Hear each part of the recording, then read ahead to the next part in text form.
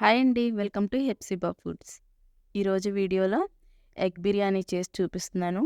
ఈ ఎగ్ బిర్యానీ చేసుకోవటం అన్నం వండినంత తేలికండి. చాలా ఈజీ.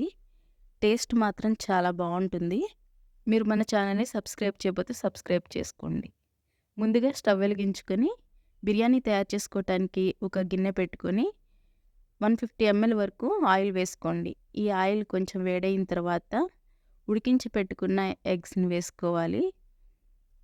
ఈ ఎగ్స్ వేసిన తర్వాత మంటని లో ఫ్లేమ్‌లోనే ఉంచుకొని గరిటెతో ఈ ఎగ్స్‌ని ఇలా కలుపుకుంటూ వేయించుకోవాలి. లో ఫ్లేమ్‌లోనే ఇలా కలుపుకోవాలి. ఆయిల్ కింద పడిద్ది కాబట్టి జాగ్రత్తగా వేయించుకోండి. ఇలా ఎగ్స్ పైన గోల్డెన్ బ్రౌన్ కలర్ వచ్చిన తర్వాత ఒక బౌల్‌లోకి తీసేసుకోండి. ఇప్పుడు అదే ఆయిల్‌లో బిర్యానీ దినుసుల్ని వేసుకోండి. బిర్యానీ దినుసులు వేసిన తర్వాత 4 పచ్చిమిర్చిని ముక్కలుగా కట్ చేసుకుని వేసుకోండి. ఒక స్పూను అల్లం వెల్లుల్లి పేస్ట్ వేసి, ఈ అల్లం వెల్లుల్లి పేస్ట్ పచ్చివాసన పోయేంత వరకు ఇలా గరిటెతో అడుగంటకుండా కలుపుకోవాలి. ఇలా కలిపిన తర్వాత ఇప్పుడు ఒక గుప్పెడు పుదీనాని వేసుకోండి. అలాగే ఒక గుప్పెడు కొత్తిమీరని తరిగి వేసుకోండి. 2 టమాటాలని గ్రైండ్ చేసి వేసుకోండి. టమాటా పేస్ట్ నీరంతా ఎగిరిపోయి ఆయిల్ పైకి తేలేంత వరకు ఇలా మొత్తం ఉడికించుకోవాలి. ఇలా ఉడికిన తర్వాత పావు స్పూను పసుపు వేసుకోండి. టేస్ట్‌కి తగ్గట్టుగా సాల్ట్ వేసుకోండి. 2 స్పూన్లు ఉప్పు పడుతుంది. తీసుకునే క్వాంటిటీని బట్టి ఉప్పుని చూసుకుని వేసుకోవాలి. అలాగే కారం 2.5 స్పూన్లు వేసుకోండి. 1 స్పూను ధనియాల పొడిని వేసుకోండి. బిర్యానీ మసాలా 1 స్పూన్ వేసుకోండి. ఈ బిర్యానీ మసాలా నేను ఇంట్లో తయారు చేసిన మసాలాని వేస్తున్నాను. ఈ మసాలా పొడులన్నీ ఒక 2 నిమిషాల పాటు ఈ ఆయిల్‌లో వేగాలి. ఇలా గరిటెతో బాగా కలుపుకోవాలి. ఇలా కలిపిన తర్వాత ఒక కప్పు పెరుగు వేసుకోండి. పెరుగు వేసేటప్పుడు మంటని లో ఫ్లేమ్‌లో పెట్టుకుని పెరుగు వేసుకోవాలి. పెరుగు మొత్తం బాగా కలిసేలాగా ఇలా కలుపుకోవాలి. మంటని మీడియం ఫ్లేమ్‌లో పెట్టి ఇలా కలిపినా గానీ పెరుగు విరిగిపోతుంది. కాబట్టి లో ఫ్లేమ్‌లోనే పెట్టి కలుపుకోవాలి. ఇలా మొత్తం కలిసిపోయిన తర్వాత ఒక కప్పుడు ఫ్రైడ్ ఆనియన్స్‌ని వేసుకోవాలి. ఫ్రైడ్ ఆనియన్స్ వేసిన తర్వాత గ్రేవీలో కలిసిపోయేలాగా 1 నిమిషం పాటు బాగా కలుపుకోవాలి.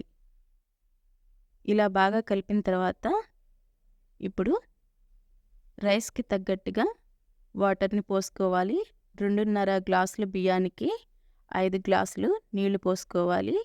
మీకు అర్థమయ్యేలా చెప్పాలి అంటే ఒక గ్లాస్ రైస్‌కి 2 గ్లాసులు నీళ్లు పోసుకోండి. ఇప్పుడు ఈ ఎసరుని మరిగించుకోవాలి. ఎసరు ఇలా మరిగేటప్పుడు మూతను తీసి గరిటెతో ఒకసారి బాగా కలుపుకోవాలి.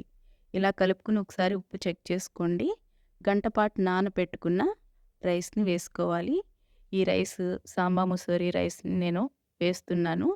ఒకసారి గరిటెతో బాగా కలుపుకోవాలి. మంటని హై ఫ్లేమ్‌లో పెట్టి ఈ రైస్‌ని ఉడికించుకోవాలి. మూత పెట్టి ఒక 10 నిమిషాలు, 15 నిమిషాల పాటు ఉడికించుకోవాలి. ఇలా ఉడికేటప్పుడు ఒకసారి మూతను తీసి గరిటెతో బాగా కలుపుకోవాలి. ఇలా ఒకసారి కలిపిన తర్వాత ఇప్పుడు నెయ్యి 2 స్పూన్లు వేసుకోండి. నెయ్యి వేసిన తర్వాత ఒకసారి బాగా గరిటెతో కలుపుకోవాలి. రైసు సగం పైనే ఉడికింది కాబట్టి ఇప్పుడు మంటని మీడియం ఫ్లేమ్‌లో పెట్టుకోవాలి.